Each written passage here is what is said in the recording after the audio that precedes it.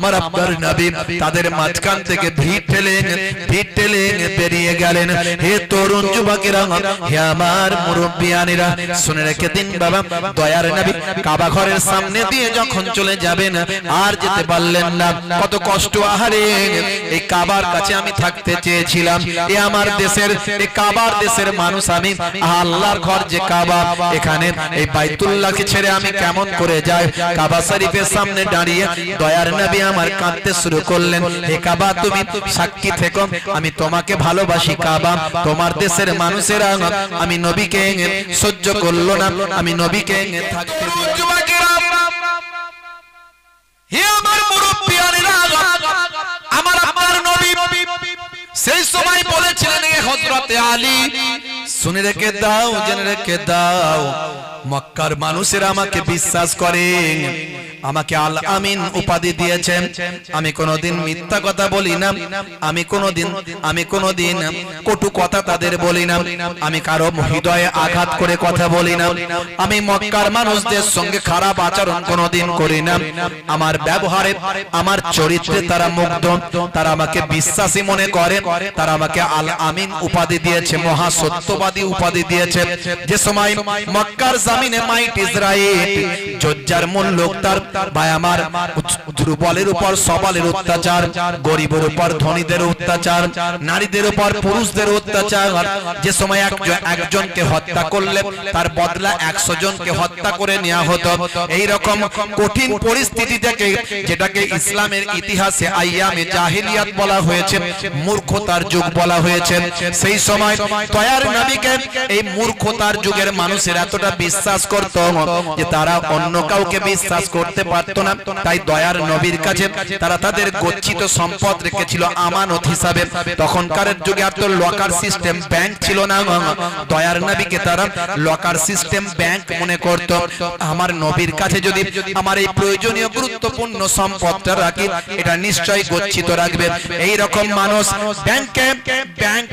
ব্যাংকের ওয়াদা ফেল হতে পারে, কিন্তু নবীর ওয়াদা ফেল হবে না,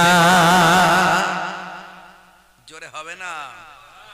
হে তরুণ যুবকেরা, হে আমার বন্ধুরা, আল্লাহর নবীকে দুশমনি তাহলে কেন হলো?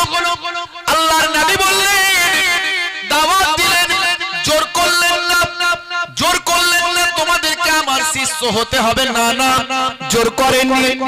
আল্লাহর নবী শুধু ওয়াজ করতে লাগলেন, হে মক্কার মানুষেরা, আল্লাহ হলেন একজন, লা শারীকা লাহু, তার কোনো শরীক নাই, তার কোনো অংশী নাই, তার কোনো সমতুল্য নাই, সমকক্ষ নাই। কুল হুয়াল্লাহু আহাদ, আল্লাহুস সামাদ, লাম ইয়ালিদ ওয়া লাম ইউলাদ ওয়া লাম ইয়াকুন লাহু কুফুয়ান আহাদ, সেই আল্লাহ জুয়ান। আমার আপনার নবী দাওয়াত দিতে লাগলেন, এই দাওয়াত শুনে কত মানুষ হেদায়েত হতে লাগলো। জোর করলেন না নবী, জোর করে কারোর উপর ধর্ম চাপাননি, জোর করে কারোর উপর ধর্মের প্রেসার দেননি, কিন্তু মানুষ আস্তে আস্তে নবীর আখলাক, চরিত্র, ব্যবহারে মুগ্ধ হয়ে আল্লাহর নবীর শিষ্যত্ব গ্রহণ করল। এটাই হলো মক্কার মানুষদের মূল রাগের, আক্রোশের, ক্ষোভের কারণ, রাগের কারণ। আল্লাহর নবীকে তারা এবার মেরে ফেলতে চায়। দয়ার নবী হযরতে আলী মুর্তজাকে নিজের বিছানায় শুইয়ে দিলেন, দিয়ে বললেন, বাবা আলী, শুনে রেখে দাও, জেনে রেখে দাও, এই নাও, তোমার কাছে মক্কার গরিব দুস্থ মানুষদের, মক্কার যে সমস্ত মানুষেরা আমাকে বিশ্বাস করেছে, তাদের সম্পদগুলো তোমার কাছে দিয়ে দিলাম। তাদেরকে সকালবেলা প্রত্যেককে যে যার নিজের নিজের সম্পদ বুঝিয়ে দেবে। আমানতের খেয়ানত আমি নবী করি না, দেখছেন? আর মুসলমান, একটু ভাবুন তো দেখি, টাকা যাচ্ছে কোথায়? বন্ধু জেতায়। ধার চায় না, ধার। ভাই বড় বিপদে পড়ে গেছি, 5000 টাকা দিলেও বিপদ, না দিলেও, না দিলে বলবে এতদিনের বন্ধুত্ব দিলি না, আর দিলে টাকা আর ফেরত পাবি না। কোন দিকে যায়? যে টাকা যাচ্ছে কোথায়? বলে বন্ধু জেতায়। আসবে কবে? বলছে ঝগড়া যাবে। টাকা দিয়েও ঝগড়া হচ্ছে, শেষে সেই ঝগড়া করে চাইতে হলো, দিবি কি দিবি না বল, দিবি কি দিবি না বল। তখন বাধ্য হয়ে দিল, সে দিয়েও ঝগড়া হলো। এইজন্য আমি আবার একটা অন্য নীতি নিয়েছি। আমার কাছে কেউ যদি টাকা পয়সা খুব ক্লোজ লোকেরা চায়, যে যেমন লোক তাকে সেরকম বলি এমনি দিয়ে দিই, 500 1000 এমনি নিয়ে যা ভাই, আর ফেরত দিতে হবে না, জানি তো ফেরত পাবো না, তুই নিয়ে যা এমনি যা। বুঝতে পারছেন দিনকাল খুব খারাপ। তা আমার নবী কেমন আমার অন্তরে চিন্তা করেন। মুনাফিকের লক্ষণ হলো তিনটা। আল্লাহর নবীর হাদিসের মধ্যে এসেছে আয়াতুল মুনাফিকি সালাসা, মুনাফিকের নিদর্শন হলো তিনটে।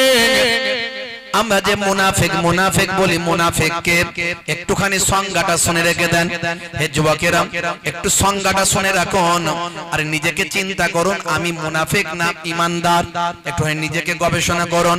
হে জওয়ান যুবকেরা, আল্লাহর নবী বলেন মুনাফিকের নিদর্শন হলো তিনটে, মুনাফিকের বা আমার চিহ্ন হলো তিনটে। আয়াতুল মুনাফিকে সালাসা, মুনাফিকের চিহ্ন হলো তিনটে। ইজা হাদাসা কাযাবা, যখন কথা বলবে মিথ্যা কথা বলবে, এক নাম্বার। যখন কথা বলবে মিথ্যা কথা বলবে, এটা হলো এক নাম্বার। এখানে কেউ মিথ্যা কথা আমরা বলি না তো নাকি? তার মানে আমরা কেউ মুনাফিক নয়, কথা ঠিক না? হ্যাঁ হুঁ দেয় না, কিছু রাগ করছেন নাকি আমার উপরে? আপনাকে মিথ্যা কথা বলেন এখানে? বলে না কেউ? বলে? তাহলে কি? ইজা হাদাসা কাযাবা, যখন কথা বলবে মিথ্যা কথা বলবে। ওয়া ইজা ওয়াদা আখলাফা, এবং ওয়াদা করলে খেলাফ করবে। ওয়াদা করলে খেলাফ করবে, যেটা ওয়াদা করছে আমি তোমাকে দেবো, দিল না, আমি যাব, গেল না, আছে না নাই? বলে হুজুর কি কথা বলছেন, এইসব কথা কি শোনাচ্ছেন? ওয়াদা করলে খেলাফ? আল্লাহর নবীর এক সাহাবী, হে তরুণ যুবকেরা, অপেক্ষা করতে বলেছেন, দাঁড়ান। ওই সাহাবী দাঁড়িয়ে রয়ে গেছেন। যে সাহাবী দাঁড়াতে বলেছিলেন তিনি ভুলে গেছেন। দীর্ঘ বহু সময় পরে যখন আবার সেদিক দিয়ে যাচ্ছেন, জিজ্ঞাসা করছেন ভাই দাঁড়িয়ে আছো কেন? বলে তুমি তো আমাকে দাঁড়াতে বলেছিলেন। বলে হায় হায় আমি ভুলে গিয়েছিলাম। বলে আমি জানি নবীর সাহাবী কখনো মুনাফিক হতে পারে না। নবীর সাহাবীর কথা কখনো, ভাই আমার, নবীর সাহাবীর কথা না কখনো মিথ্যা হতে পারে না, আর নবীর সাহাবী কখনো ওয়াদার খেলাফ করতে পারে না।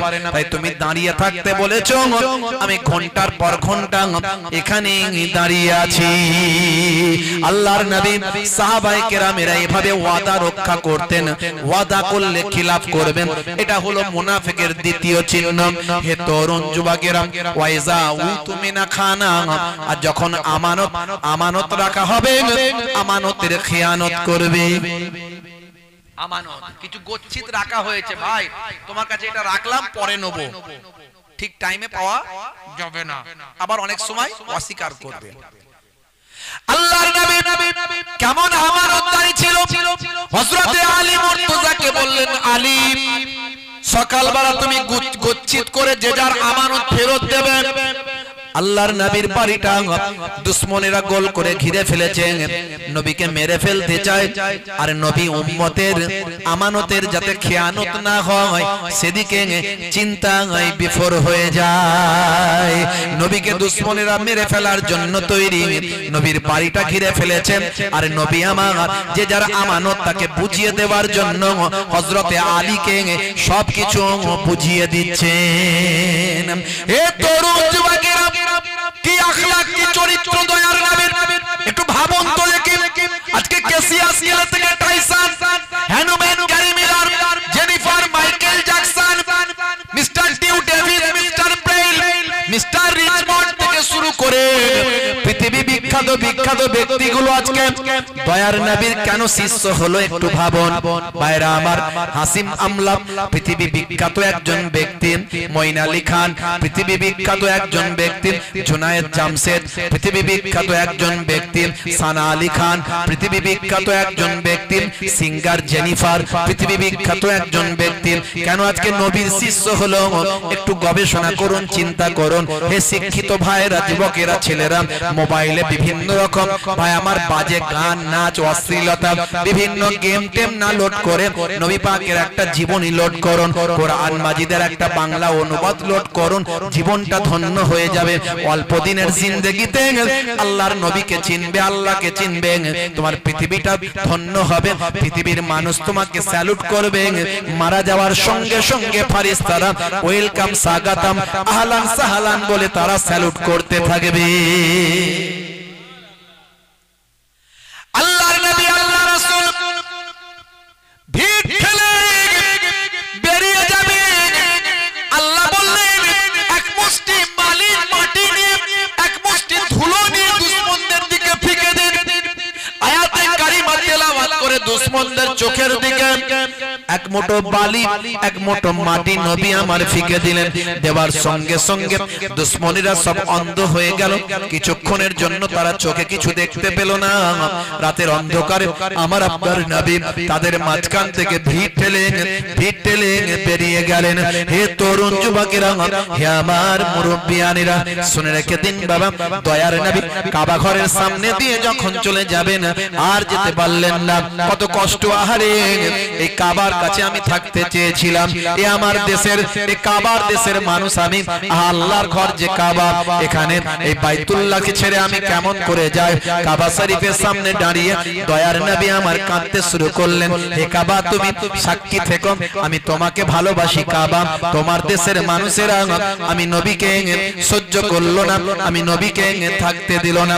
ও কাবা রে তুমি করো না আমায় পর, তোর কিনারে বসে আমি ডাকতাম খোদা। জোরে হবে না? ও কাবা রে তুমি করো না আমায় পর, তোর কিনারে বসে আমি ডাকতাম খোদার। বড় ব্যথা নিয়ে যাচ্ছি আমি চলে, বড় ব্যথা নিয়ে যাচ্ছি আমি চলে, তোমার দেশের লোকেরা করলো অত্যাচার। তুমি করো না আমায় পর, আমি ভালোবাসি তোমার। তুমি করো না আমায় পর, আমি ভালোবাসি তোমার। ও কাবা রে তুমি করো না আমায় পর, তোর কিনারে বসে আমি ডাকতাম খোদা। জোরে হবে না? জোরে হবে না? হে তরুণ যুবকেরা, হে আমার বন্ধুরা, শুনে রেখে দিন বাবা, এইভাবে দয়ার নবী আমার দিনকে মানুষের কাছে পৌঁছেছিলেন, নামাজকে পৌঁছেছিলেন, সুন্নাতকে পৌঁছেছিলেন। হে দুনিয়ার মানুষ শুনে রেখে দাও, তোমরা আল্লাহকে এক বলে বিশ্বাস করো, আল্লাহর নির্দেশনাগুলো মানো, কাবাকে কিবলা বলে মানো। শুনে রেখে দাও, জেনে রেখে দাও, কাবা ঘর আল্লাহর বাইতুল্লাহ, সে আল্লাহর ঘরের ইবাদত করো, আল্লাহ রাব্বুল আলামিনের দরবারে ইবাদতটা করো। আল্লাহর কাবা ঘর ইবাদতের ঘর। শুনে রেখে দাও, তোমরা নামাজটা সালাতটা আদায় করো। নবী আমার সারা জীবন ধরে এই ওয়াজটাই করেছেন। বাপ হে তরুণ যুবকেরা, আল্লাহর নবী সুন্নতের শিক্ষা দিয়েছেন। সকাল থেকে রাত পর্যন্ত কিভাবে জীবন যাপন করবেন কোরআন মাজিদকে সুন্দর করে হাদিসের মধ্যে দিয়ে ব্যাখ্যা করে দিয়েছেন। তোমরা যখন খাবে পেটটাকে তিনটে ভাগে ভাগ করবে, একটা ভাগে খাবার দেবে, একটা ভাগে পানি দেবে, একটা ভাগ ফাঁকা রাখবে। আর খাবে যখন বিসমিল্লাহির রহমানির রহিম বলে খাবে। এটা হলো সুন্নতে মুআক্কাদা। আল্লাহর নবী কখনো বিসমিল্লাহ ছাড়া খাওয়া শুরু করতেন না, সর্বদা নবী আমার বিসমিল্লাহ বলে খেতেন। আর খাওয়া দাওয়া হয়ে গেলে নবী আমার বলতেন আলহামদুলিল্লাহ। খাবার আদব বুঝতে পারতে, বাড়ি থেকে যখন কোথাও যাবে তাওয়াক্কালতু আলাল্লাহ বলে আপনি বেরিয়ে যাবেন, বিসমিল্লাহ বলে পথ শুরু করবেন। মানুষের সঙ্গে দেখা হলে আপনি সালাম দেবেন, আসসালামু কাবলাল কালাম, কথা বলার আগে দাও তুমি সালাম, এই সালামটা তুমি দেবেন। হযরতে আলী মুর্তজা কারামাল্লাহু ওয়াজহু বলেন, আমি ইচ্ছা করে হযরতে আবু বকরকে আগে সালাম দেওয়ার আমি আগে সালাম দেওয়ার সুযোগটা দিলাম, যাতে হযরতে আবু বকর আমাকে আগে সালাম দিতে পারে। আল্লাহর নবীর কাছে হযরতে আবু বকর কমপ্লেন করলেন, ইয়া রাসূলুল্লাহ হাবিবাল্লাহ আমি বসে আছি হযরতে আলী এলো কিন্তু আমাকে সালাম দিল না হে তরুণ যুবকেরা আল্লাহর নবী বললেন আলী তুমি আবু বকরকে কেন সালাম দিলে না তোমার দায়িত্ব ছিল তুমি যখন এসেছো যিনি উপবিষ্ট আছেন তাকে সালাম দেবেন যিনি হেঁটে যাচ্ছেন যিনি উপবিষ্ট আছেন তাকে সালাম দেবেন যিনি সাইকেলে যাচ্ছেন যিনি বসে আছেন তাকে সালাম দেবেন হে তরুণ যুবকেরা যিনি একজন অনেকজন অপেক্ষা করছে অনেকজনকে সালাম দেবেন হে আবু বকর হে আলী তোমার তো উচিত ছিল আবু বকরকে সালাম দেওয়া ছোটরা বড়দের সালাম দেবেন ভাই আমার এইভাবে সালামের সিস্টেমটা কে কাকে দেবেন সব নবী আমার বলেছেন হে তরুণ যুবকেরা হে আলী তোমার তো উচিত ছিল আবু বকরকে সালাম দেওয়া তুমি আজকে সালাম কেন দাও না হযরতে আবু বকর হযরতে আলী মুর্তজা সেই সময় বললেন আমাকে আল্লাহ দেখালেন জান্নাতে একটা ঘর দেখতে পেলাম সেই ঘরটা আমার আল্লাহ দেখালেন যে ব্যক্তি আগে সালাম দেবেন তার জন্য আমার আল্লাহ সেই ঘরটা বানিয়ে দিয়েছেন আমি চাইলাম আমার ভাই আবু বকর আমার থেকে অনেক বড় আবু বকর অনেক থেকে সম্মানীয় অনেক প্রবীণ আমার আবু বকর থাকতে সেই ঘরটা আমি চিনতে চাই না ওই ঘরটা আবু বকর যাতে পেতে পারে তার জন্য হযরতে আবু বকরকে আমি সালামের সুযোগটা দান করে দিলাম হে তরুণ যুবকেরা হে আমার বন্ধুরা হে আমার মুরব্বিয়ানেরা শুনে রেখেন বাবা আমি ইন্টারনেট খুলবেন আপনি পাবেন আমার ওয়াজ হাজার হাজার 20-25 হাজার বক্তব্য পাবেন আমি একটার পর একটা সুন্নত গুলো কিভাবে পালন করতে হবে তার সঙ্গে বিজ্ঞানের কম্পেয়ার করে দেখানোর চেষ্টা করেছি হে তরুণ যুবকেরা আপনি যখন পানি পান করবেন বসে পানি পান করবেন আজকের সায়েন্স বলছে বসে পানি পান করলে স্টমাক অবজার্ভ করার জায়গায় থাকে আমরা যখন দাঁড়িয়ে থাকি আমাদের শরীরটা স্প্রিং এর মতো দাঁড়িয়ে যায় আর আমরা যখন বসি স্প্রিং এর মতো জড়ো হয়ে যায় ভাইরা আমার বসে পানি পান করলে অবজার্ভ করার জায়গায় থাকে দাঁড়িয়ে পানি পান করলে মেডিকেল সায়েন্স বলছে ক্ষতি হতে পারে আমাদের খাদ্যনালী শ্বাসনালী বিভিন্ন নালী এখান দিয়ে গেছে কোন নালী থেকে কোন নালীতে চলে গেলে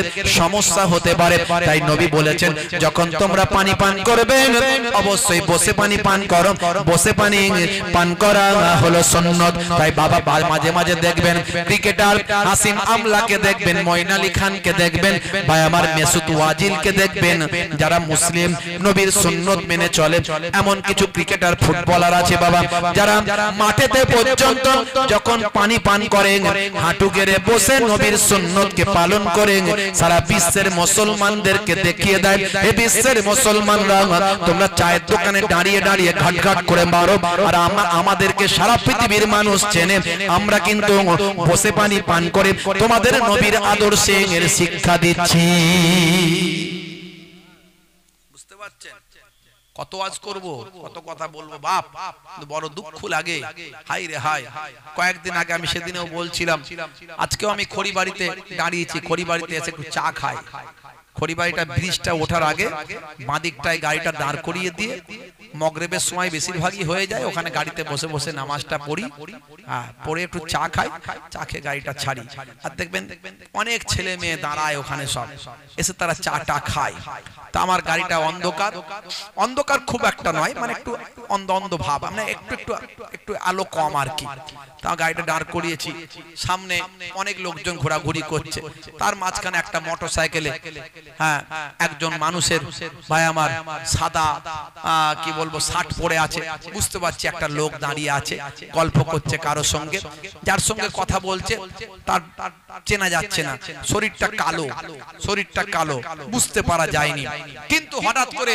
ওই কালো চেহারার মধ্যে দিয়ে দেখতে পেলাম দূর থেকে গাড়ির ভিতর থেকে বসে বসে লক্ষ্য পড়লো যে সে সিগারেট খাচ্ছে দাঁড়িয়ে দাঁড়িয়ে সিগারেট খাচ্ছে আলোটা জ্বলছে বুঝতে পারলাম কিছু সময় পরে দেখছি ভাই আমার যখন পেছন থেকে লাইট পড়লো অন্য গাড়ির, ভাই আমার দেখতে পাওয়া যায় যে মানুষটা সিগারেট খাচ্ছে তার সারা শরীরটা কালো। কালো হওয়ার কারণ হলো সে বোরকা পরে আছে, মুখটাকে তুলে দিয়ে বোরকা পরা অবস্থায় সিগারেটের টান মারছে। দেখে আমি অবাক হয়ে গেলাম, হাই রে হাই, মুসলমান আজকে কোন জায়গায় পৌঁছে গেছে। বড় লজ্জা লাগে, আজকে এত ওয়াজ হচ্ছে, এত জলসা হচ্ছে, এত আলোচনা হচ্ছে, এখনো মুসলমান আমরা কোন জায়গায় পৌঁছে গেছি। পেচ্ছাপ করে অনেকে পানি নেয় না, অনেক মহিলা পর্যন্ত, মুসলিম ঘরের মহিলা সিগারেট খাচ্ছে, পুরুষ তো দূরের কথা। আল্লাহর নবী বলেছিলেন কুল্লু মুসকিরিন হারাম, প্রত্যেক নেশা হলো হারাম। সেটা বিড়ি সিগারেট হতে পারে, সেটা মদ হতে পারে, জুয়া হতে পারে, তারি হতে পারে। হে তরুণ যুবকেরা, হে আমার বন্ধুরা, হে আমার মুরব্বিয়ানিরা, মুসলমান মনে রাখবেন বাবা, 1450 বছর আগে দয়ার নবী বললেন নেশা হলো হারাম। আজকে অনেকে নেশার ক্ষেত্রে ফোকাবিদরা তারা বলেছেন কোনটা মাকরুহে তাহরিমি, কোনটা মাকরুহে তানজিহি, ভাই আমার কোনটা ভাই আমার বেশি হারামের দিকে, কোনটা বেশি হালালের দিকে। যাই হোক, মাকরুহ মানে হলো অপছন্দনীয়, ইসলামে যেটা নিষেধ। ভাই আমার মদ, ভাই আমার মদ তো ডাইরেক্ট হারাম। কোরআনে একেবারে হারাম সম্পর্কে আয়াত নাজিল হয়েছে, ইন্নামাল খামরু ওয়াল মাইসিরু ওয়াল আনসাবু ওয়াল আজলামু রিজসুম মিন আমালি শাইতান। ভাই আমার ইন্নামাল খামরু ওয়াল মাইসিরু ওয়াল আনসাবু ওয়াল আজলামু রিজসুম মিন আমালি শাইতান। আমার আল্লাহ কোরআন মাজিদে মদকে এখানে হারাম করে দিয়েছেন। হে তরুণ যুবকেরা, হে আমার মুরব্বিয়ানিরা, হে মুসলমান, মদ খাওয়া তো হারাম, সুদ খাওয়া হারাম, ভাই আমার জুয়া খেলা হারাম। এদিকে হে মুসলমান, ভাই আমার নেশা করা হলো হারাম। কোনো কিছু নেশা করবেন না, নেশা হলো হারাম। কেউ অনেকে বলে হুজুর এগুলো পান তিরঙ্গার নেশা, কিন্তু মাকরু তো হবেই হবে, মাকরু হবে। আপনি জর্দা খাচ্ছেন, বুঝতে পারছেন, এটা পছন্দনীয় নয়। আগেকারের যুগে গাছের পাতা টাতাকে কিভাবে করে সব জর্দা, এখন 120 420 সবেতেই কেমিক্যাল। কথা ঠিক না ভুল? সবেতেই কেমিক্যাল।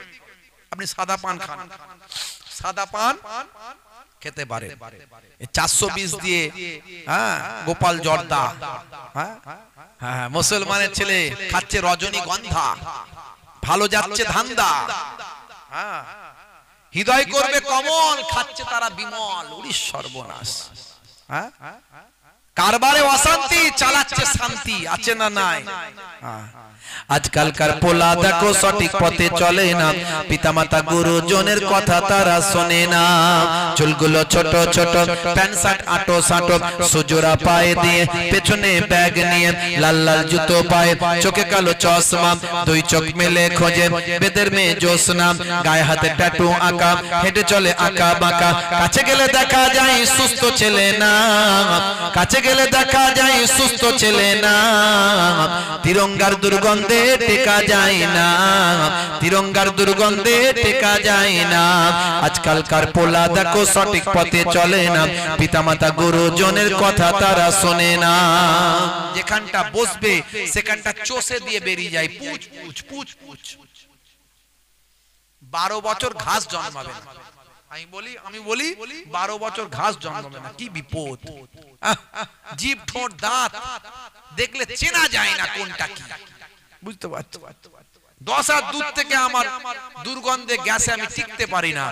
বিড়ি সিগারেট আর তিরঙ্গা গুটকার জ্বালায়, বুঝতে পারছেন? মাঝে মাঝে ওই চেবাতে কিছুজন আসে মুসাফা করতে, এত ভয়ঙ্কর গন্ধ। হ্যাঁ, মুখ ঘুরিয়ে মুসাফা করি, কিন্তু হলে কি হবে? যেখানে বাঘের ভয় সেখানেই সন্ধে হয়। কানের কাছে এসে বলে হুজুর দোয়া করবেন, বলতে ফররে বেরিয়ে গেল সর্বনাশ। ভাবি কিছু বলবো না, কিন্তু নিরুপায় বলতে হয়, বুঝতে পারছো? ভাইরা আমার, মাঝে মাঝে ভাবি এদের বউগুলো টেকে কি করে, হ্যাঁ, বউয়ের কাছে থাকে কি করে, বউগুলো টেকে কি করে। আমাদের ঘরের মায়েরা অনেক ভালো, বুঝলেন? এরা স্বামীদের অনেক অত্যাচার সহ্য করে। রাগ করবেন না আপনারা, যেন বলবেন না যে আমাদের মায়েদেরকে ফুলিয়ে ফেপিয়ে যাচ্ছে। না না না, যেটা বাস্তব সেটা বলছি। স্বামীদের অনেক অত্যাচার, অন্যায়, আবদার সহ্য করে, কারণ তারা জানে ও আজেতে বারবার শোনে নবী বলেছেন যদি কারো পায়ে সিজদা করার অনুমতি দিতাম তাহলে প্রত্যেক স্ত্রীকে বলতাম তুমি তোমার পায়ে মায়ের স্বামীর পায়ে সিজদা করো। এই যে স্বামীদের মর্যাদা স্ত্রীর উপরে দেয়া হয়েছে, এই জন্য আজও আমাদের মুসলিম ঘরের মায়েরা অনেক ত্যাগ স্বীকার কষ্ট করেও স্বামীর খেদমত করে, স্বামীর অবাধ্য হয় না। তবে মনে রাখবেন, তার মানে এই নয় যে আমরা আমাদের স্ত্রীদের সঙ্গে যা ইচ্ছা তাই ব্যবহার করব, করবেন না। অইসলামিক আচরণ করবেন না তাদের সঙ্গে।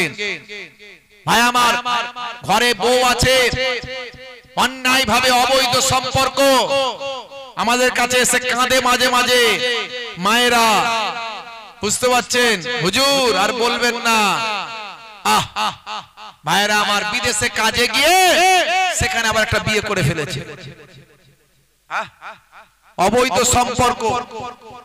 ইস, কাল কিয়ামতের দিনে আল্লাহর দরবারে দাঁড়াতে হবে। তোমার ইবাদত, তোমার নামাজ কোনো কাজে লাগবে না তোমার স্ত্রী যদি তোমার বিরুদ্ধে সার্টিফিকেট দেয়। তোমার বিরুদ্ধে যদি তোমার স্ত্রী কথা বলে, তোমার স্ত্রীর সার্টিফিকেট ছাড়া তুমি জান্নাতে যেতে পারবে না। তোমার হক, তোমার স্ত্রীর প্রতি তোমার হক আছে, সে হকের খেলাফ করলে আল্লাহর দরবারে ছাড় পাবে না। ভাইরা আমার, তরুণ যুবকেরা আমার, মাগো ও মা, তোমার স্বামী খারাপ হোক, খচ্চর হোক, যাই হোক, স্বামীকে স্বামীর মর্যাদা দিও, স্বামীকে অসম্মান করো না। আল্লাহর নবী বলেছেন, আল মারাতু জাতসাল্লা খামসাহা ওয়া সামাত সাহরাহা ওয়া তাআতবালাহা ওয়া হাফাজাত ফুরুজাহা ফাতাদখুলুল জান্নাতা ইয়াউমাল কিয়ামাতি বিআইয়ি আবওয়াবিন সাত। আল্লাহর নবী বলছেন, চারটি কাজ করো মায়েরা। 5 ওয়াক্ত নামাজটা পড়বে, শরীয়তের হুকুম ছাড়া নামাজ ছেড়ে দেবে না। বছরে 1 মাস রমজানের রোজাটা রাখবে, শরীয়তের হুকুম ছাড়া রোজা ছেড়ে দেবে না। আর 3 নাম্বার হলো পর্দা, একটু হিফাজতের মধ্যে চলবে, পর্দার মধ্যে চলবে। এখনকার মায়েরা পর্দাকে জর্দা করে দিয়েছে, কথা ঠিক না বল? লাল শাড়ি, লাল টিপ, লাল আঁচল মাথায় নাই, সবুজ শাড়ি, সবুজ টিপ, সবুজ আঁচল মাথায় নাই। মোটরসাইকেলের পেছনে বসেছে। সেদিন আমাকে একটা মোটরসাইকেলে বসাচ্ছিল, আমি মোটরসাইকেল থেকে ঘাবড়ে গেছি। সামনের সিট এইখানে, পেছনের সিট এইখানে। আমি ওর ঘাড়ে বসবো নাকি? আমি বলছে হুজুর এখন এরকমই চলছে, কারা বসে? বলছে হুজুর বুঝতে পারছেন না কারা বসে? ঘাড়ে বসে নাকি? মোটরসাইকেলে উঠবো না, আমি হেঁটে হেঁটে যাবো। মোটরসাইকেলে উঠলাম না, হেঁটে গেলাম, বুঝতে পারছি। মোটরসাইকেলের পেছনে স্বামী স্ত্রী বসেছে, গার্লফ্রেন্ড বয়ফ্রেন্ড, হাই রে হাই। মুসলমানের ছেলে মেয়ে বলতেও লজ্জা লাগে সব কথা, আর না বললেও তো নয়। লাল শাড়ি, লাল টিপ, লাল আঁচল মাথায় নাই, সবুজ শাড়ি, সবুজ টিপ, সবুজ আঁচল মাথায় নাই, পিঠটা তাদের ফাঁকা, বলছে যত তাকাবি তাকা। স্বামী মনে মনে ভাবছে আমার বউকে নায়িকা লাগছে, দেখ কেমন লাগে। ওরে সর্বনাশ, এর যতটা ঢাকা ওর বউয়ের ততটা ফাঁকা। কথা ঠিক না ভুল বলেন?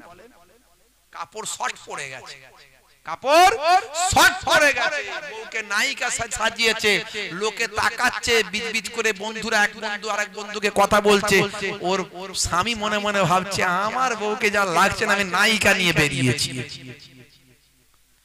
হে তরুণ যুবকেরা, মায়েরা আমার, বোনেরা, একটু পর্দার মধ্যে চলবেন। নবী বলেছেন পর্দার মধ্যে চলতে। নিশ্চয় আপনার মেয়েটা পড়াশোনা করবেন, শিক্ষা লাভ করবেন, হায়ার এডুকেটেড নেবেন। নারী শিক্ষায় হয় সমাজ গঠিত, নারী শিক্ষা নাই বলি সমাজ পতিত। নারী শিক্ষায় হয় সমাজ গঠিত, নারী শিক্ষা নাই বলি সমাজ পতিত। নারীগণ যদি শিক্ষিতা না হয় কখনো মুসলিম জাতি জাগিবার নয়। আপনার মেয়েটা শিক্ষিতা হবে, হায়ার এডুকেটেড হবে, হায়ার এডুকেশন লাভ করবে। আপনার ছেলেটাকে, আপনার অর্থের বেশিরভাগ টাকাটা আপনার ছেলে ছেলের জন্য ব্যয় করুন। মনে রাখবেন এপিজে আব্দুল কালাম বাবা ইমাম সাহেবের সন্তান, অনেক কষ্ট করে পড়াশোনা করেছিল, যা ইনকাম করত সন্তানের জন্য ব্যয় করত, তাতেও পড়াশোনার পয়সা জোগাড় হতো না, তাকে বাধ্য হয়ে ভাই আমার খবরের কাগজ ডিস্ট্রিবিউশন করতে হতো, খবরের কাগজ বিক্রি করতে হতো সকালে। এইভাবে কষ্ট করে পিতা পুত্র মা সন্তানের জন্য এত কষ্ট করে সেই সন্তান একদিন এপিজে আব্দুল কালাম ভারতের মিসাইল ম্যান, পরমাণু বিজ্ঞানী হলো। যতদিন পর্যন্ত পৃথিবীর মানচিত্রে ভারতের নাম থাকবে ততদিন পর্যন্ত ইমাম সাহেবের ছেলে মুসলমান ঘরের সন্তান এপিজে আব্দুল কালামের নামটা ইতিহাসের পৃষ্ঠায় স্বর্ণাক্ষরে লিপিবদ্ধ হয়ে থাকবে। আপনার ছেলেটাকে আপনি শিক্ষিত করুন, এক চাঁদে পৃথিবী আলো হয়ে যাবে। মেরিট সন্তানকে কখনো নষ্ট করবেন না, যে কোনো ভাবে ধার দিনা করে হলেও সন্তানকে পড়ান। আপনার মেয়েটাকে আপনি শিক্ষিতা করুন, ধার দিনা করা হলো আপনার মেয়েটাকে গাইনি ডক্টর করুন। আপনার ঘরের বউকে আপনি অপারেশনের জন্য গাইনি ডক্টর খুঁজছেন, লেডি ডক্টর খুঁজছেন, আপনি পাবেন কোথাও? আপনার ঘরের মহিলাকে মেয়েকে কি আপনি লেডি ডক্টর বানিয়েছেন? হে তরুণ যুবকেরা, মায়েরা যাই করেন পর্দার মধ্যে মোটা চাদর মোটা কাপড় গায়ে দিয়ে নিজের ইজ্জত সম্মানকে বাঁচিয়ে আপনি প্রয়োজনে বাইরে বেরোবেন, নিশ্চয় প্রয়োজনে বেরোবেন, প্রয়োজনে বিভিন্ন কাজ করবেন, কিন্তু নিজের ইজ্জত সম্মান পর্দার ভিতর থেকে। হে মায়েরা, এটা হলো 3 নাম্বার। আর 4 নাম্বার হলো মা তোমার স্বামীর একটু দেখাশোনা খেদমতটা করবেন। স্বামী যাতে না বলে আমার স্ত্রী আমার হক আদায় করে না, তোমার উপর হক আছে তোমার স্বামীর দেখাশোনা খেদমত করার, সেই হকটা যেন নষ্ট করো না। এই 4টে কাজ যদি মা তুমি করতে পারো, কাল কিয়ামতের দিনে আমার আল্লাহ 8টা জান্নাতের দরজা তোমার জন্য খুলে দেবে। জোরে হবে না? আর জোরে হবে না? হে তরুণ যুবকেরা, হে আমার বন্ধুরা, হে আমার মুরব্বিয়ানেরা, দয়ার নবী আমার এই ওয়াজগুলো করতে শুরু করলেন, হেদায়েতের বাণীগুলো বলতে শুরু করলেন। মুসলমান, আল্লাহর নবী শিখিয়ে দিলেন, হে মুসলমান, যখন তুমি ঘুমাবে তখন তুমি ভাই আমার রাতের আলোটাকে বন্ধ করে দাও, রাতের আলোটাকে বন্ধ করে দিয়ে ঘুমাও। হাদিসের মধ্যে এসেছে আল্লাহর নবী ঘুমের সময় আলোকে বন্ধ করে দিয়ে ঘুমাতে বলেছেন। কোরআন মাজিদ যদি খোলেন সেখানেও আপনি পাবেন একই কথা। ভাইরা আমার, সূরার নাম হলো সূরা নাবা। ভাই আমার, সূরা নাবা আপনি খুলুন, সেখানে আমার আল্লাহ কোরআন মাজিদের মধ্যে জানিয়ে দেন ওয়াজআলনাল লাইলা লিবাসা। হে তরুণ যুবকেরা, আমার আল্লাহ বলছেন রাতকে তোমাদের জন্য লেবাস করেছি। লেবাস মানে হলো পোশাক। পোশাক যেমন শরীরের সঙ্গে লেপটে থাকে, শরীরের সঙ্গে লাগানো থাকে, তেমন রাতের অন্ধকারটাকে শরীরের সঙ্গে লাগিয়ে নাও। মানে রাতের বেলা যখন ঘুমাবে তখন তুমি অন্ধকারে ঘুমাও, এটা আল্লাহর কোরআন বলল। আর আমার নবী ডাইরেক্ট হাদিসের মধ্যে বললেন, যখন তোমরা ঘুমাবে রাতের আলোটা বন্ধ করে দাও, অন্ধকারের মধ্যে ঘুমিয়ে যাও। 1450 বছর আগে যে সময় কোনো প্যাথোলজি ছিল না, যে সময় কোনো ভাই আমার টেকনোলজি ছিল না, যে সময় কোনো গবেষণাগার ছিল না, যে সময় কোনো নাসা ছিল না, কোনো ইসরো ছিল না, বাবা কোনো বিজ্ঞানী ছিল না। হে তরুণ যুবকেরা, বিজ্ঞানীদের বিজ্ঞানী মহাবিজ্ঞানী বলে দিয়েছেন, আমার আপনার নবী বলে দিয়েছেন। আজকের যুগের বিজ্ঞানীরা গবেষণা করে বলছেন মানুষ যখন ঘুমিয়ে যায় ঘুমানোর সময় অন্ধকারে ঘুমানো উচিত, একেবারে অন্ধকার করে দিয়ে ঘুমানো উচিত। কারণ অন্ধকারের মধ্যে ঘুমালে ঘুমিয়ে যাওয়ার অন্তত 2 ঘন্টা পর মাথা থেকে, মাথার পেছন থেকে এক ধরনের হরমোন নিঃসৃত হয়, মাথা থেকে 5 ধরনের হরমোন নিঃসৃত হয়। তার মধ্যে এই হরমোনটা হলো মেলাটোনিন। এই মেলাটোনিন হরমোনটা মাথার পেছন থেকে নিঃসৃত হয়। এই নিঃসৃত হয়ে ভাই আমার চোখ যখন ইন্ডিকেট করে যে অন্ধকার আছে, ব্রেনকে বলছে হে ব্রেন, চোখ বলছে ব্রেনকে হে ব্রেন অন্ধকার হয়ে গেছে, এবার তুমি গভীর ঘুমে আচ্ছন্ন, ওই ব্যক্তি ঘুমিয়ে আছে, তুমি এবার তোমার হরমোনটা বের করতে পারো। সেই সময় মাথার পেছন সাইড থেকে মেলাটোনিন হরমোনটা বের হয়ে আসে। হে তরুণ যুবকেরা, এই মেলাটোনিন হরমোনটা বের হয়েছেন আমাদের রক্তের সঙ্গে মিশে যায়। ডাক্তারেরা বলছেন এই হরমোনটাই আমাদের বা আমার ক্যান্সার প্রতিষেধক হিসাবে ক্যান্সারকে প্রতিরোধ করার জন্য এই হরমোনটা আমাদের শরীরে প্রয়োজন হয়। আর এই ক্যান্সারকে প্রতিরোধ করতে গেলে মেলাটোনিন হরমোনের দরকার হয়। আর এই হরমোনটা বের হওয়ার জন্য অন্ধকারে ঘুমানো চায়। 1450 বছর আগে কোরআন মাজিদ এবং দয়ার নবী যে অন্ধকারে থাকার কথা জানিয়ে দেয়, আজকের যুগের বিজ্ঞানীরা দয়ার নবীর কথাকেই স্বীকৃতি দেয়। জোরে হবে না, জোরে হবে না। কত আজ করব, কত শোনাবো। দাঁড়ির মধ্যে সায়েন্স আছে বলেছি, ইন্টারনেটে খুঁজবেন, ঘর ঝাড়ু দেবেন। ভাই আমার, পায়ের গিরার নিচে পোশাক যেন না যায়, পুরুষদের ওপরে পোশাক পরবেন, এর মধ্যে সায়েন্স আছে বলেছি। বুঝতে পারছেন? কত বলবো, অনেক বলেছি, অনেক আলোচনা আছে। হ্যাচ্ছ করলে এই হ্যাচ্ছ করে আলহামদুলিল্লাহ বলি, এর মধ্যে বাস্তবতা আছে। সালাম দেওয়া বাস্তবতা আছে বলেছি। হে তরুণ যুবকেরা, আসল কথা হলো এগুলো হলো সুন্নাত, লম্বা চওড়া নয়। হে জওয়ান যুবকেরা, হে আমার মুরব্বিয়ানেরা, আল্লাহর নবী বললেন এগুলো তো করবি। ঘুম থেকে ওঠা থেকে ঘুমাতে যাওয়া পর্যন্ত কিভাবে খাবে, কিভাবে শোবে, কিভাবে হাঁটবে, কিভাবে চলবে, নবী আমার সব জানিয়ে দিলেন। এগুলো হলো ইবাদত। আল্লাহ বলছেন ইবাদতের জন্যই সৃষ্টি করেছি। মনে আছে কথা ঠিক না ভুল? ইবাদতের জন্যই তোমাদের সৃষ্টি করেছি। কষ্ট হচ্ছে আপনাদের? কষ্ট হচ্ছে আপনাদের? নবী বললেন, আল্লাহ বলছেন ইবাদতের জন্যই সৃষ্টি করেছি। হে তরুণ যুবকেরা, খুবই সংক্ষেপ করে বলি ভাইরা আমার, তরুণ যুবকেরা আমার, মুরব্বিয়ানেরা আমার, একটুখানি শুনে রেখে দেন। তাহলে ইবাদতের জন্য সৃষ্টি করেছি। চাষটা করবেন, নবী যেমন ভাবে করতে বলেছেন। সন্তানদের মানুষ করবেন, নবী যেমন ভাবে করতে বলেছেন। ভাইরা আমার, কাজ কারবার করবেন, নবী যেমন ভাবে করতে বলেছেন। সবের মধ্যে আপনি ইবাদতের সওয়াব পাবেন। তবে মনে রাখবেন, ইবাদত গুলোর মধ্যে কিছু বড় ইবাদত আছে, যেমন নামাজ, রোজা, হজ, যাকাত। ভাই আমার, সবচেয়ে আফজাল, সবচেয়ে শ্রেষ্ঠ ইবাদত হলো আফজালুল ইবাদাতে ইবাদাতুস সালাত।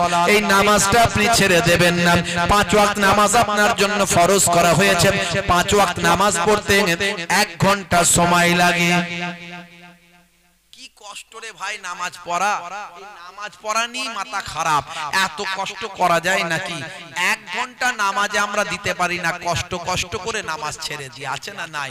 অথচ এই নামাজ হলো সমস্ত ইবাদতের সবচেয়ে বড় ইবাদত। মান আকামাহা ফাকাদ আকামাদ দ্বীন, যে নামাজকে কায়েম করলো সে আল্লাহর দ্বীনকে কায়েম করলো। ওমান তারাকাহা ফাকাদ হাদামাদ দ্বীন, যে নামাজকে ত্যাগ করে দিল সে আল্লাহর দ্বীনকে ধ্বংস করে দিল। একটু ভাবুন তো দেখি। ইন্না সলাতা তানহা আনিল ফাহশাই ওয়াল মুনকার, নিশ্চয় নামাজ তোমাকে অশ্লীলতা অন্যায় থেকে দূরে সরিয়ে দেবে। আপনি নামাজি হলে লোকে আপনাকে স্যালুট করবে, কারণ অন্যায় অপরাধ আপনার কাছে আসতে পারবে না। দুর্ভাগ্য মুসলমান, 5 ওয়াক্ত নামাজ আমরা ছেড়ে দিয়েছি। সেই সপ্তাহে 2 রাকাত নামাজ পড়ি, আছে না নাই? হে তরুণ যুবকেরা, আমার নানা জান ছোট হুজুর পীর কেবলা রাহমাতুল্লাহ আলাইহি বলতেন, কি দিয়ে বোঝাবো বাবা, কি দিয়ে ওয়াজ করলে ওয়াজ শুনবে বাবা, কি দিয়ে বোঝালে তোমরা বুঝবে বাবা? ঝুড়া আর কোদাল দিয়ে বোঝাবো নাকি? আমার দাদা জান মায়াপুর পিন্নগরী হুজুর পীর কেবলা বলতেন, বাবা দিনে রাতে নামাজ পড়তে, 5 ওয়াক্ত নামাজ পড়তে 12 মিনিট করে সময় দিলে 5 ওয়াক্তের নামাজ 1 ঘন্টায় হয়। 1 ঘন্টা যদি তুমি নামাজে সময় দাও, আমার আল্লাহর ওয়াদা, আমার আল্লাহর ওয়াদা, তোমার 23 ঘন্টা আমার আল্লাহ সাকসেসফুল করে দেবে। জোরে হবে না? আর আল্লাহ যে আপনার সাকসেসফুল করবেন সেটা 5 বার মুয়াজ্জিন আজানে বলছে, বলছে না বলেনি? মুয়াজ্জিন 5 বার আজানে বলছে, মুয়াজ্জিন বারবার বলছে, কি বলছে? এসো নামাজের দিকে, এসো, এসো নামাজের দিকে এসো। আমরা হয়তো অতটা ভালো করে গবেষণা করছি না, আমরা বোঝার চেষ্টা করছি না, কিন্তু মুয়াজ্জিন 5 বার বলছে, হাইয়া আলাস সালাহ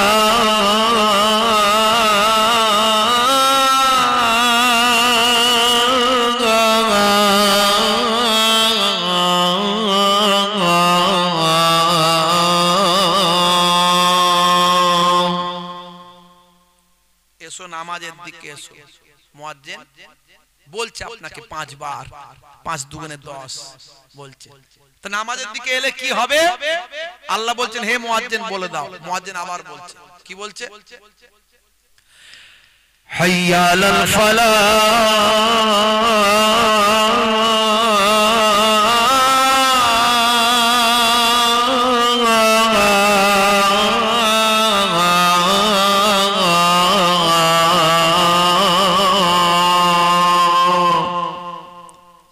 নামাজের দিকে এলে আমি আল্লাহ তোমাকে কামিয়াবি দান করে দেব।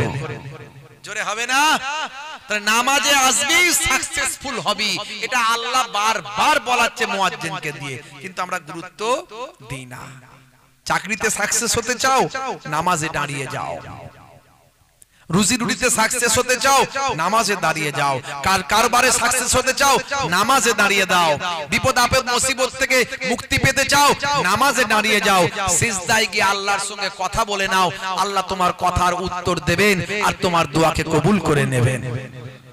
ওয়াক্ত যে হলো ওযু করো, মসজিদে চলো, খোদার হুকুম পালন করো, নামাজটা পড়ো।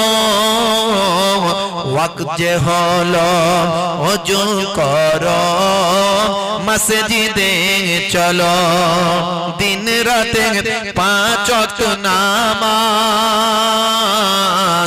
পড়লে পাবে ভাই জান্নাত। জোরে হবে না? জোরে হবে না? ফজরের সময় হলে মসজিদে যাও তুমি চলে, থেকো না বিছানায় শুয়ে, খোদা দেন রহমত ঢেলে। জোরে হবে না? দেখুন না, ফজরের নামাজে 1 সপ্তাহ জামাতের সঙ্গে পড়ুন, মনে শান্তি পাবেন। দেখুন জোহরের সময় হলে কাজটা দাও তুমি ছেড়ে, কিছু সময় দাও নামাজে, সফলতা আসবে চলে। জোরে হবে না? আর জোরে হবে না? মাগরিবের ওয়াক্ত আসিলে মসজিদে যাও তুমি চলে, কবরের আযাব থেকে মুক্তি প্রভু দেবে।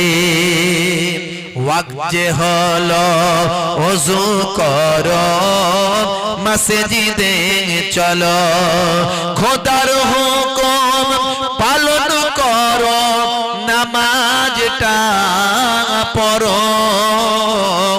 ওয়াক্ত যে হলো ওযু করো, মসজিদে চলো, দিন রাতে 5 ওয়াক্ত নামাজ পড়লে পাবে ভাই জান্নাত।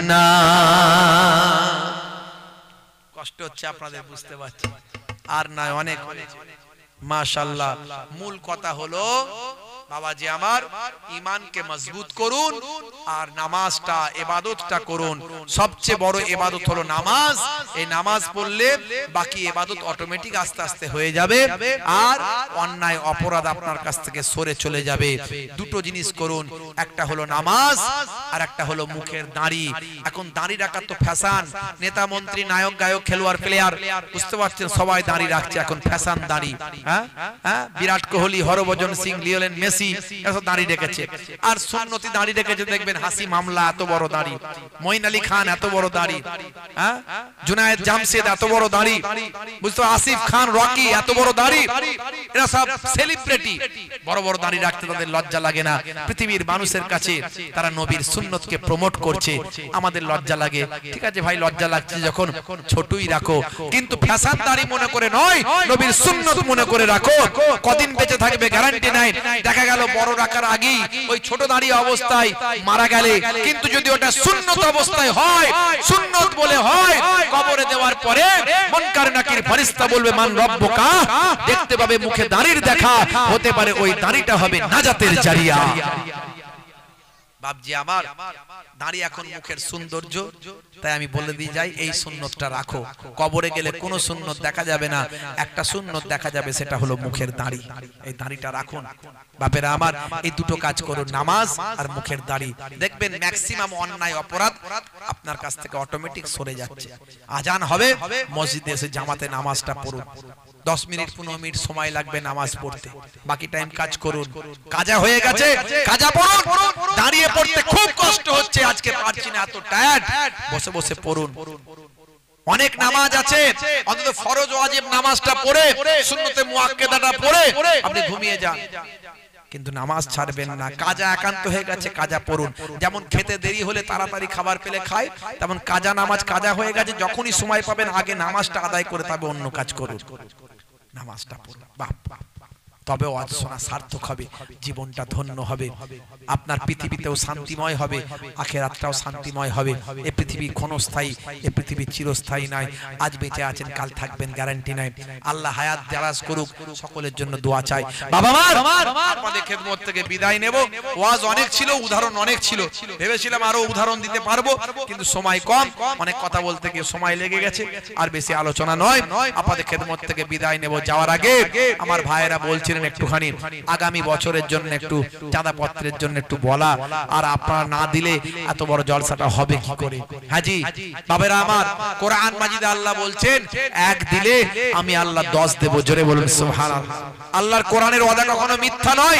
মান জাআ বিল হাসানাতি ফালাহু আসরু আমসালিহা, বান্দা একটা হাসানা করবি তার 10টা জাযা বদলা তুই পাবি, এটা আল্লাহর ওয়াদা। তো আল্লাহর ওয়াদা কখনো মিথ্যা হবে না। হাদিসে কুদসির মধ্যে এসেছে একের বদলে 10, একের বদলে 100, 700 বেহিসাব মালে মালামাল করে দেন। আর বুখারী শরীফের হাদিসের মধ্যে এসেছে ইন্নামাল আমালু বিন্নিয়াত, নিয়তের উপর আমল করো, আমল হবে। সেই নিয়ত করে আপনি দান করে দেন।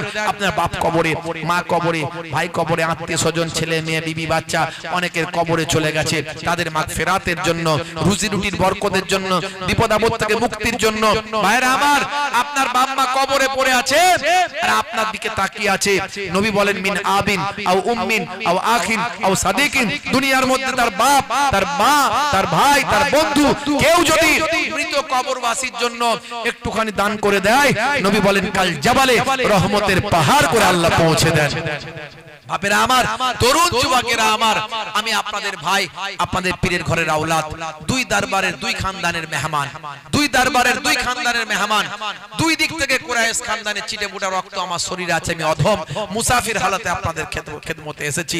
দাওয়াতুল মাজলুমে, দাওয়াতুল মুসাফিরে, দাওয়াতুল ওয়ালিদে আলা ওয়ালাদিহি, তার মধ্যে একটা হলো মুসাফিরের দোয়া কবুল হয়। আমি দোয়া চাইবো আল্লাহ রাব্বুল আলামিনের দরবারে, এই হাত নিয়ে রাসূলের দরবারে দোয়া চেয়ে এসেছি। এই হাত নিয়ে কাবা ঘরে দোয়া চেয়ে এসেছি। এই হাত কাবা ঘরের দরজায় লাগিয়েছি, হাজার আসওয়াদে দিয়েছি এবং হাজার আসওয়াদে এই জবান দিয়ে চুম্বন করেছি। আল্লাহ এটুকু সুযোগ দিয়েছিলেন, সবাই সুযোগ হয় না, আল্লাহ আমাকে সুযোগ দিয়েছিলেন। রাসূলের দরবারে গিয়ে দোয়া চেয়ে এসেছি। আপনাদের জন্য দোয়া চাইবো, ফি সাবিলিল্লাহ দিলে কমবে না। এটা নবীর মাহফিল, নবীর মাহফিল বাবা। এটা কোনো গান বাজনা, থিয়েটার, অশ্লীলতা, অন্য কোনো জায়গা, অন্য আলোচনার কথা নয়। যতক্ষণ আলোচনা হয়েছে কোরআন হাদিসের আলোচনা হয়েছে, সেই আলোচনার মজলিসে আপনি সাহায্য করলে আপনি সৌভাগ্যের হকদার হবেন। আল্লাহ আপনাকে দাতা হিসাবে কবুল করবেন। দাতা হলো আল্লাহর বন্ধু, আর কৃপণ, বখিল, কুঞ্জুস সে হলো আল্লাহর শত্রু। কুঞ্জুসিপনা করবে না দাদা পীরের ভক্ত, ভালোবাসার মানুষ। আপনারা ভালোবাসেন, আমাদের পীরের নাতিপোতাদের ভালোবাসেন। বাপ আমি আপনাদের জন্য খাস ভাবে দোয়া চাইবো। আছেন কোন 8 জন বান্দা, 8 বান্দা 8 জন, জান্নাত হলো 8টা, জান্নাত হলো 8টা। আল্লাহ যেন 8টা জান্নাতের একটা না একটা নসিব করেন, দোয়া চাইবো। এমন নামাজি পরেজগার আল্লাহওয়ালা বানিয়ে নেন। 8 ভাইকে 1001 টাকা, যিনি প্রথম হাত তুলবেন আল্লাহ তাকে ডবল সওয়াব দেবেন। আমার বাপ যে 1 নম্বরে হাত তুলেছে, 2 নম্বরে আমার ভাই, 3 নম্বরে আমার ভাই, মাশাআল্লাহ। নামগুলো পরে লিখে নেব, নামগুলো পরে ঘোষণা করব। 100 টাকা নগদ আমার ভাই 2000 দেবেন, আর নামটা 2000 লিখবেন। মাশাআল্লাহ। আমি নামগুলো পরে বলছি। 3 নাম্বার হয়েছে। 4 নাম্বারে কে আছেন বাপ? একটু হাতটা তুলে দেখেন, এত মানুষ আছেন, খাস দোয়া চাইবো বাপ। 4 নাম্বারে কে আছেন? অনেক রাত হয়ে গেছে, তাড়াতাড়ি বলেন। 4 নাম্বারে হ্যাঁ, আমার নবী পাককে ভালোবেসে জান্নাতের বাগানে নিজের বাপ মা দাদা দাদিদের কথা খেয়াল করে বিপদ আপদ মুসিবত থেকে হেফাজতের জন্য, সন্তানের পড়াশোনা শিক্ষার উন্নতির জন্য, জমিনে আসমানি মুসিবত থেকে দূরীকরণের জন্য দয়ার নবীকে ভালোবেসে 4 নাম্বারে কে আছেন? একটু বলতে পারেন? 3 জন তো হয়েছে, 4 নাম্বারে হবে না বাপ? একটু বলেন। দোয়া আল্লাহুম্মা আমিন।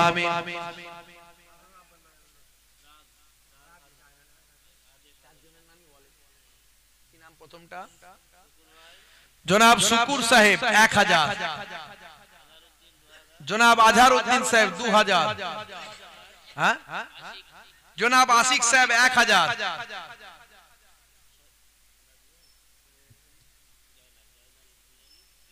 জনাব জয়নাল সাহেব 1000। জোরে বলুন মারহাবা, জোরে বলুন মারহাবা।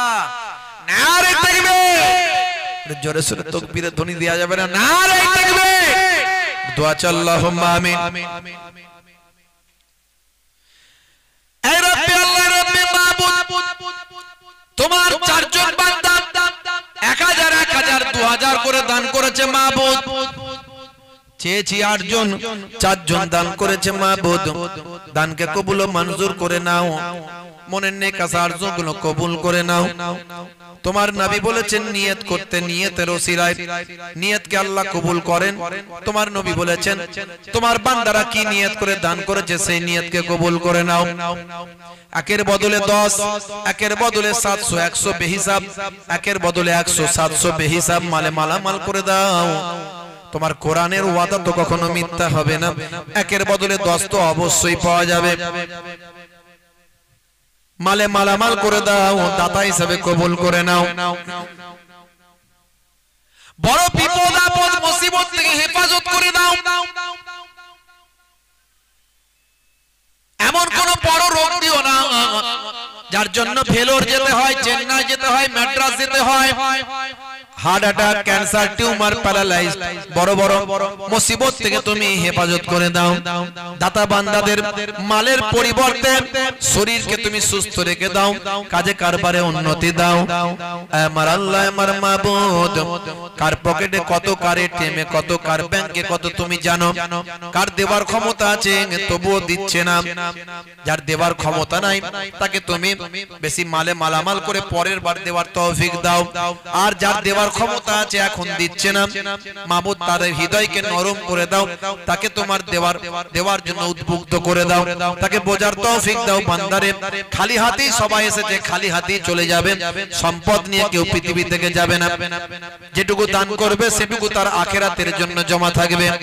আমার আল্লাহ দানের পরিবর্তে বড় বড় বিপদ মুসিবত থেকে হেফাজত করে দেয়। Heart attack, cancer, tumour, paralyse দিলে লক্ষ লক্ষ টাকা খরচ হয়। তোমার বান্দাদের বোঝার তৌফিক দাও। একটা বিয়ে বাড়িতে গেলে 1000 টাকা খরচা হয়, ডাক্তার দেখালে 1000 টাকা খরচা হয়। যাদের দেওয়ার ক্ষমতা আছে দেওয়ার তৌফিক দাও, যাদের দেওয়ার একদম ক্ষমতা নেই তাদের সামান্য হলো দেওয়ার তৌফিক দাও। আমার আল্লাহ, যারা দান করছে তাদের মালে মালামাল করে দাও, শরীরকে সুস্থ রেখে দাও। বাপ কুল, মা কুল, শ্বশুর কুল, শাশুড়ি কুলে সবটা পৌঁছে দাও।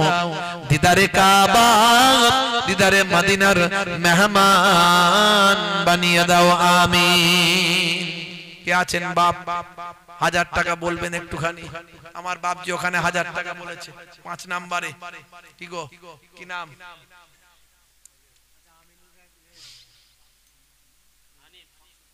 লালটুর মা হানিফা, হালিমা, এক মা আমার 500 টাকা। মাশাআল্লাহ। আর এনার সঙ্গে কি নাম? এটা জনাব রিয়াজ সাহেব না?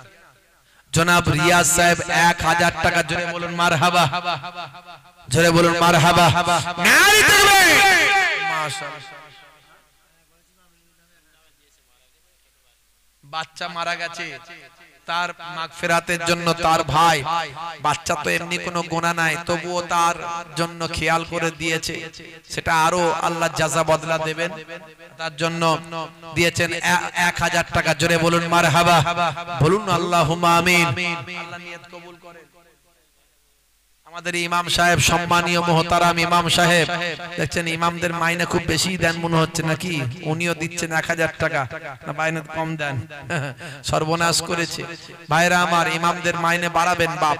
তো যাই হোক, ইমামরা খুব ভালো মানুষ হন, আল্লাহওয়ালা হন, দেখছেন তো? যাই করুন না কেন, আল্লাহ এখান থেকে ঠিক দান করছেন। উনি 1000 টাকা দিচ্ছেন, জোরে বলুন মারহাবা, জোরে বলুন মারহাবা। ইমাম মানে হলো নেতা, ইমামদের সঙ্গে সম্মানের সঙ্গে কথা বলতে হবে, ইমামদের ভালোবাসতে হবে, এনারাই হলো আসল নেতা। আমরা আসল নেতা ছেড়ে দিয়ে নকল নেতা নিয়ে বেশি লাফালাফি করি, কথা ঠিক না ভুল? নামাজের আমাদের ইমাম, মায়ের আমার ইমাম সাহেব 1000, জোরে বলুন মারহাবা। আর কে আছে? জনাব বাপি মন্ডল সাহেব 500 টাকা, জোরে বলুন মারহাবা, জোরে বলুন মারহাবা। মাশাআল্লাহ মাশাআল্লাহ। বাপন মন্ডল, ওটা বাপন মন্ডল সাহেব। রুহুল আমিন সাহেব 500 নগদ, জোরে বলুন মারহাবা। নারে তাকবীর, নারে তাকবীর, দুআ আল্লাহুম্মা আমিন।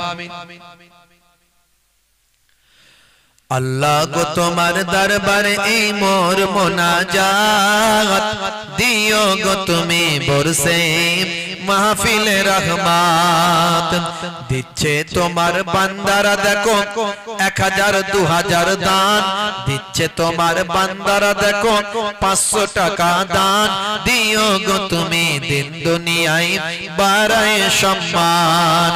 মাবুদ আল্লাহ দানকে কবুল করে নিন, তো জানে দিন, হায়াতকে সমত দারাজ করে দিন, শরীরকে সুস্থ রেখে দিন, কাজে কারবারে উন্নতি দিন, বিপদ আপদ মুসিবত থেকে হেফাজত করে দিন। আয় আমার আল্লাহ, কেউ নিজের মৃত বাপের জন্য দেয়, কেউ মায়ের জন্য দেয়, কেউ ছেলে মেয়ে আওলাদদের জন্য দেয়, কাজে কারবারে উন্নতির জন্য দেয়। যেটা নিয়ত করে দেয় মাবুদ, নিয়তকে কবুল ও মঞ্জুর করে নিন, হায়াতে তাইয়্যিবা দান করে দিন। আমার ভাইরা যারা দেব কি দেব না চিন্তা করছেন, তাদের দেওয়ার তৌফিক দিন, তাদের বোঝার তৌফিক দিন যে বান্দারে টাকা নিয়ে কেউ আসেনি, টাকা নিয়ে কেউ যাবে না, গোর গোর সওয়াল, গোর গোর জবাব। আহারে বাপ মা দাদা দাদি সন্তান আত্মীয় স্বজনের দিকে তাকিয়ে আছে, কিছু দান করে দিলেই তাদের কবরে সেটা আল্লাহ রহমতের পাহাড় করে পৌঁছে দেবেন। যারা দেননি, দেব কি দেব না চিন্তা করছে, তাদের দেওয়ার তৌফিক দিন, বড় বিপদ মুসিবত থেকে হেফাজত করে দিন, সংসারকে সুখময় করে দিন, জমিনে আসমানি মুসিবত থেকে হেফাজত করে দিন, মালে মালামাল করে দিন। আমার মায়েরা বোনেরা, তাদের বাপ মা কোথায় পড়ে আছে কবরে, তারা শ্বশুর বাড়িতে আছে, তাদেরও আল্লাহ দেওয়ার তৌফিক দিন। আহারে তারা তাদের বাপ মায়ের জন্য যেন দান করতে পারে, আত্মীয় স্বজনের জন্য যেন দান করতে পারে, তৌফিক দিন। আমার আল্লাহ যারা দেব কি দেব না চিন্তা করছে, দেওয়ার তৌফিক দিন। যারা দান করলো তাদের মালে মালামাল করে দিন। জীবনে জিন্দেগিতে একবার না একবার দিদারে কাবা, দিদারে মদিনার মেহমান বানিয়ে দিন, আমিন। কে আছেন তাড়াতাড়ি বলেন, আর কে আছেন হাতটা তোলেন একটু। 25 কেজি চাল বলেন, 50 কেজি চাল খিচুড়ির জন্য একটু বলেন। 50 কেজি চাল আছেন মেহমানদারি করার জন্য? বাবা একটু বলেন। 500 টাকা করে বলেন, একটু 500 টাকা করে, একটু 500 টাকা করে 10 জনা বলেন, একটু দেখি 500 টাকা করে। এত মানুষ আছে। একজন আমার বাপজি, কি নাম? জনাব ফজলু সাহেব 500 টাকা, জোরে বলুন মারহাবা, মারহাবা। 2 নম্বরে একটু হাতটা তোলেন, নবীকে ভালোবেসে আমার বাপজি পেছন থেকে। জনাব রবিউল ইসলাম সাহেব 500, জোরে বলুন মারহাবা। 3 নম্বরে কে আছেন হাতটা তোলেন, দয়ার নবীকে ভালোবেসে। 3 হলো সুন্নাত, 3 হলো বেজর। বাপজি আমার 3 হলো সুন্নাত, 3 হলো বেজর। আল্লাহু বিত্রুন ওয়া ইউহিব্বুল বিত্রা, আল্লাহ বেজর বেজর পছন্দ করেন। বাবাজি আমার একটা বিয়ে বাড়িতে দাওয়াত পেলে, বিয়ে বাড়িতে আপনার গিফট নিয়ে যেতে গেলে 500 টাকার বেশি লেগে যাবে। একবার ডাক্তার দেখাতে গেলে 1000 টাকা খরচা। 500 টাকা পথকে বলতে পারেন না বাপ?